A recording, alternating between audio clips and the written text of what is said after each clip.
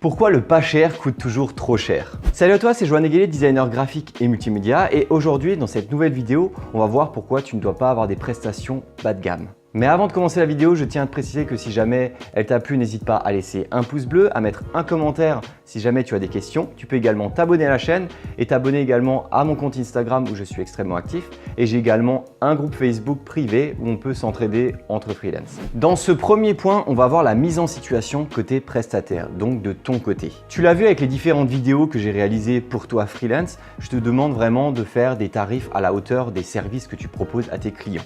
Et justement, si tu as une micro-entreprise, c'est que tu as une entreprise, c'est que tu as des frais de fonctionnement, c'est que tu as justement des dépenses qui sont liées à cette activité. Et du coup, il faut que tu puisses avoir un tarif qui soit équivalent au marché et à ton niveau de vie. En ayant un tarif journalier de 300 € et 40 ou 50 € de l'heure, cette somme a pour objectif de compenser tous tes jours off que tu as dans ton mois. Il y a 20 jours ouvrés et pendant ces 20 jours ouvrés, tu vas peut-être travailler entre 5 et 10 jours maximum en général. Donc forcément, si jamais tu veux augmenter ton chiffre d'affaires, tu as deux options possibles. Soit tu augmentes ton nombre de clients pour travailler plus de jours dans le mois pour augmenter ton chiffre d'affaires, soit tu augmentes le taux de facturation. Alors là où je veux en venir, c'est que de très nombreux freelances, des nouveaux freelances, s'attendent à avoir des clients rapidement, ce qui n'est pas forcément le cas et ce qui est même très rarement le cas. Et du coup, ils seront plus facilement enclins à baisser leurs tarifs et c'est une très mauvaise chose. Imaginons un exemple tout bête. Tu as des logos à 50 €. Totalement dérisoire, je ne conseille pas du tout. Pour avoir un chiffre d'affaires à 2000 € par mois, il faut que tu fasses 40 logos. 40 logos à 50 €. Imaginons, tu as un autre freelance qui lui va vendre ses logos à 500 €. Lui, il ne devra pas en faire 40, mais il devra en faire 4. Donc imagine bien que si toi, en tant que freelance bas de gamme à vendre tes logos à 50 €, si jamais tu veux augmenter ton chiffre d'affaires, ça va être beaucoup plus difficile. Il faudra que tu aies beaucoup plus de logos à vendre, peut-être 60, 70 pour que tu puisses augmenter ton chiffre d'affaires de 30 ou 40%. Alors que si tu as tes logos, toi, à 500 €, qui sont déjà plus qualitatifs, eh bien, tu auras la possibilité, en ayant à la place d'avoir 4 logos pour 2000 €, tu en auras peut-être 5, 6 ou 7. Là, tu vas pratiquement doubler ton chiffre d'affaires. Donc tu vas pouvoir voir que finalement c'est beaucoup plus intéressant d'augmenter la facturation plutôt que d'augmenter le nombre de prestations ou le nombre de clients qui sont faibles et pas chers. Alors justement dans cette première partie, là où le pas cher va être trop cher pour toi, c'est qu'en fait tu n'auras pas la possibilité d'augmenter facilement ton chiffre d'affaires. C'est-à-dire que même en augmentant ton nombre de clients, ton nombre de clients doit être tellement énorme pour réussir à atteindre un certain objectif au mois, finalement, ça va être juste une plaie de réussir à avoir 10 ou 20 clients en plus. Alors du coup, c'est beaucoup plus intéressant pour toi de viser la qualité, le qualitatif pour vendre des prestations plus chères. Et donc dans ce deuxième point, on va voir pourquoi le pas cher reste trop cher pour tes clients. Partons de l'exemple précédent avec le graphiste pas cher qui vend ses logos à 50 €. Eh bien, il ne faut pas oublier un client, qu'est-ce que c'est? C'est une personne qui va investir de l'argent qui lui appartient ou qui appartient à son entreprise pour te payer toi, pour payer tes services.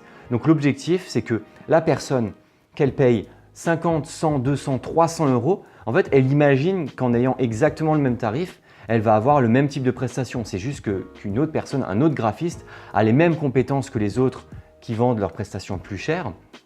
Du coup, elle se dit « Ah tiens, j'ai réussi à avoir une bonne affaire en choisissant ce graphiste-là qui est moins cher que les autres. » Mais du coup, lui, il va quand même s'attendre à avoir de la qualité. Parce que le problème, c'est que lui, il va investir de l'argent pour toi. Donc toi, en tant que freelance, même si tu es bas de gamme, tu ne peux pas te permettre de vendre de la mauvaise qualité.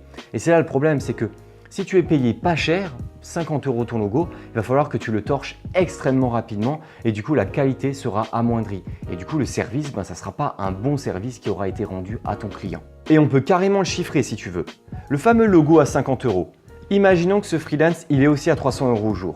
Mais bon, s'il vend ses prestations à ce prix-là, c'est impossible.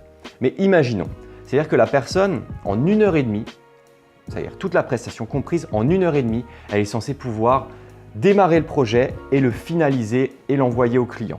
Tu imagines bien que le briefing client, les échanges, les recherches, la réalisation, les propositions, les retours clients, la finalisation du logo ainsi que l'exportation du logo, tu imagines bien qu'en 1h30, c'est juste impossible. Donc c'est impossible en fait de réaliser ce type de prestation en 1h30. Ou bien, peut-être qu'une personne arrive à le faire en 1h30, mais ça sera une qualité totalement bas de gamme ou bien même du plagiat. Elle aura peut-être recherché sur une banque d'images ou sur des dessins vectoriels gratuits. Elle a pris un symbole et peut-être qu'elle l'a simplement donné comme ça au client, ce qui n'est pas du tout une bonne solution. Si tu as déjà réalisé des prestations pour des clients, je pense que tu vas bien comprendre le ressenti que je vais te présenter juste maintenant. Ça ne t'est jamais arrivé de faire un devis pour un client, d'estimer l'ensemble du temps de réalisation et au final, même en étant dans le devis, tu vas passer beaucoup plus de temps que ce que tu avais prévu. Du coup, tu es en train de perdre de l'argent par rapport au devis. Imaginons que tu avais un devis à 300 €, tu imaginais que ça allait te prendre une journée et en fait, sans faire gaffe, à l'intérieur du devis, là, tu étais déjà à 2 jours de réalisation. Par exemple, tu es en train de faire des recherches pour un logo, tu n'arrives absolument pas à trouver l'inspiration, tu cherches et en fait, tu perds tout simplement du temps, donc de l'argent pour toi. Donc, qu'est-ce qui se passe? Une fois que tu as dépassé un certain délai, en fait, ta motivation, elle commence à diminuer et l'augmentation de la volonté de livraison au client augmente. Et en fait, plus cette motivation diminue et plus cette envie de donner la prestation au client augmente, plus ta qualité de travail sera amoindrie. Donc, tu imagines bien que ce genre de situation, ça peut très bien arriver. Ça arrivera à tout le monde, 1, 2, 3 fois, il n'y a aucun problème. Par contre, quand tu es un freelance bas de gamme qui vend ses logos à 50 €, tu imagines bien que ça va être extrêmement compliqué et pratiquement chacune des prestations que tu vas réaliser va justement être hors de vie. Or, qu'est-ce qui se passe? Imaginons que tu as 20, 30, 40 logos à réaliser par mois. Eh bien, si tu es hors de vie à chaque fois, vu que tu dois rendre tous ces logos-là de manière industrielle, dès le démarrage de la création, tu sais déjà que tu vas être hors de vie. Donc dès le début, tu sais déjà que ta motivation va être au minimum et que tu vas vouloir juste expédier la commande. Donc en faisant ça, tu vas perdre en créativité et tu vas augmenter la médiocrité de ton travail. Mais ça, qu'on se le dise, c'est totalement inadmissible. Toi, tu es un expert dans ton domaine, tu dois pouvoir vendre une prestation de qualité à tes clients sans avoir à les pseudo-arnaquer en essayant de leur vendre une prestation qui n'est pas chère. Alors ce pas cher reste trop cher parce qu'en tant que freelance, tu es censé avoir cette qualité de suivi du client, de pouvoir suivre son avancée, voir l'évolution de son business, voir comment tu peux l'aider pour améliorer l'ensemble de ses démarches. Et forcément, en ayant un logo à 50 € avec 1h30 de travail, tout ce que tu vas faire, c'est que tu vas faire un visuel avec aucune stratégie et tu vas juste lui balancer et lui, il va penser que c'est une bonne solution. Sauf que ce n'est pas le cas puisque ce visuel en question, il n'avait pas toute la réflexion qui était censée être réalisée avec un logo par exemple à 500 €. Alors tu avais pu le voir avec ma vidéo « Fais ton logo maintenant » que je te laisse en fiche, que je parlais du fait de faire directement le logo pour son client ou pour toi-même. Mais en fait, je vais faire une prochaine vidéo qui va parler des chartes graphiques et dès qu'elle sortira, je te la mets également en fiche, que finalement, je trouve que c'est une mauvaise idée de vendre uniquement un logo.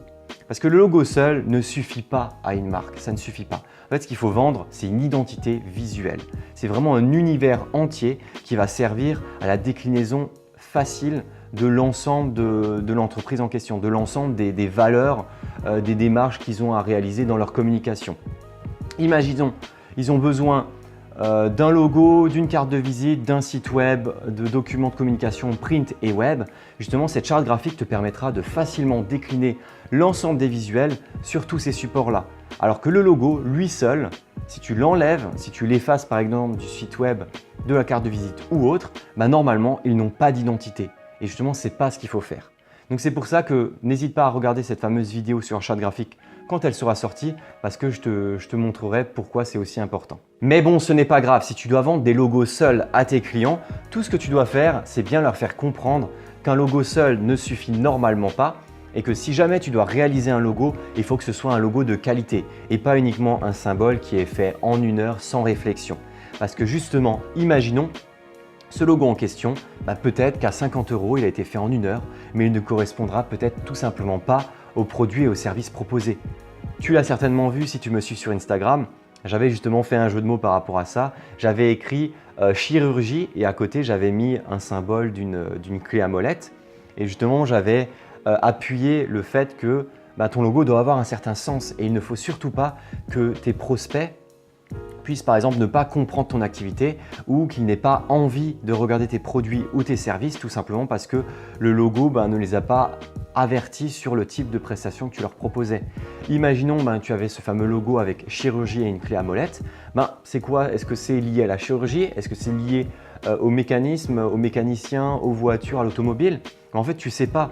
Et au moment où tu ne sais pas, toi en tant que client, en une demi-seconde, en fait, tu vois tellement de choses sur Internet, dans la vie de tous les jours, il y a tellement de publicité que si tu n'es pas suffisamment efficace, finalement, tu n'arriveras pas à vendre. Alors, il faut absolument que tu puisses avoir une identité ou que tu puisses vendre des logos qui puissent être efficaces pour les prospects de tes clients. Donc, c'est pour ça qu'il faut que tu puisses bien faire comprendre à tes clients qu'un logo, finalement, c'est un peu plus cher que ce qu'ils penseraient. Et puis, n'oublie surtout pas, comme la vidéo sur la justification de ton prix de ton logo que je te laisse en fiche, il y a différentes étapes de création et forcément, toutes ces étapes, il faut que tu puisses les faire payer à ton client. Donc, autant essayer de discuter avec cette personne, de lui dire non, ce n'est pas une solution de vendre un logo à moins de 150 €. Peut-être qu'il va falloir faire plusieurs propositions, avoir des échanges avec lui, peut-être faire des tests avec d'autres personnes, voir s'ils arrivent à comprendre le symbole du logo, s'ils arrivent à comprendre les services et les produits proposés.